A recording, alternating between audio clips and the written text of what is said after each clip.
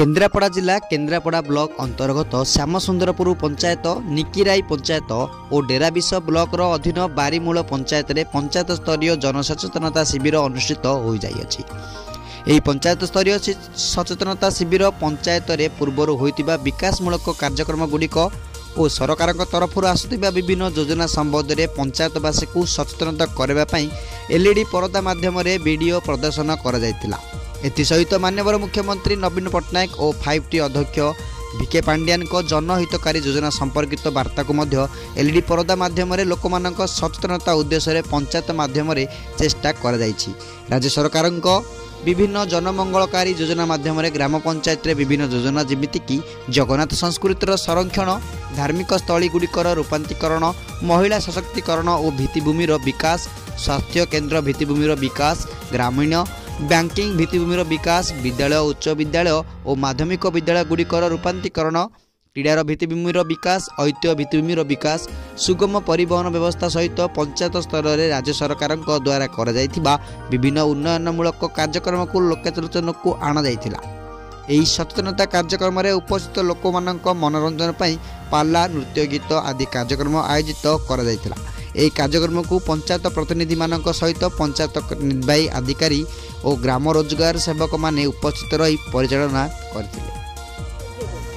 प्रदीप्त कुमार महांती पूर्वतन केन्द्रापड़ा ब्लॉक अध्यक्ष। ये खाली पंचायत स्तरीय होनी सारा ओडिशा रे सबु पंचायत रे सचेतनता शिविर आरंभ होती ये सप्ताहव्यापी चलो सबु जगार। तेणुक आम सरकार जो योजना दीर्घ 1999 मसीहा पर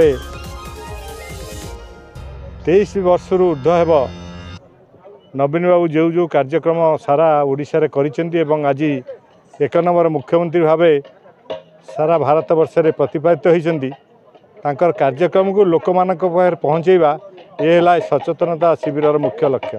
कारण आगामी आमे ओडिशा भाई माने भौणी माने भारी सरल निरीह आज जो काम पाई था काली से भूल जाती तेणुक मन पकेवा है मुख्य कारण।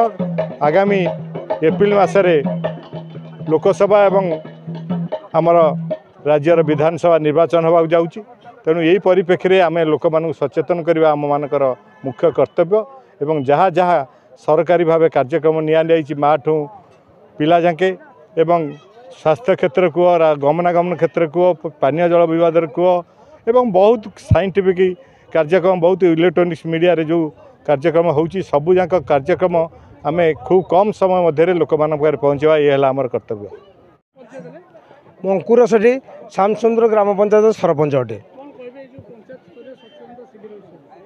आज जो 9 तारीख आज जो आम श्यामसुंदर पंचायत सचेतन शिविर माने सरकार तरफ कर सरकार जो कार्यक्रम कर लोकलोचन को नवा एवं आगामी दिन में केमती लोक आहरी स्वाभाविक हे से सचेतना कार्यक्रम कर 23 वर्ष भितर आम पंचायत रे जो कार्यक्रम 5T स्कूल हो अपना मंडप हो मैंने रास्ता हो कि पानीय जलर सुविधा हो जहाँ भी करा से सचेतन करने आज माने प्रयास चलता।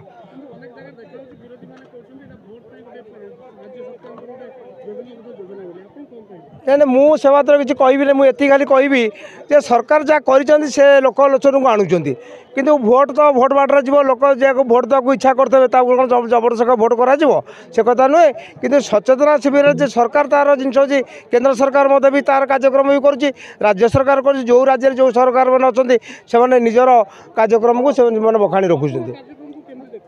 मु देखुचे पंचायत रे मु प्राय 2 वर्ष है तो सरपंच होगलानी किसी कम आम आखे जो थिला कम बकेया कम किसी कम सरकार हाथ नहीं करुँच भी घटना आगामी दिन जो कम अच्छी करे आम आशा भरसा भी अच्छी। नमस्कार मु निकिराई समिति सभ्य प्रेमवदा दास।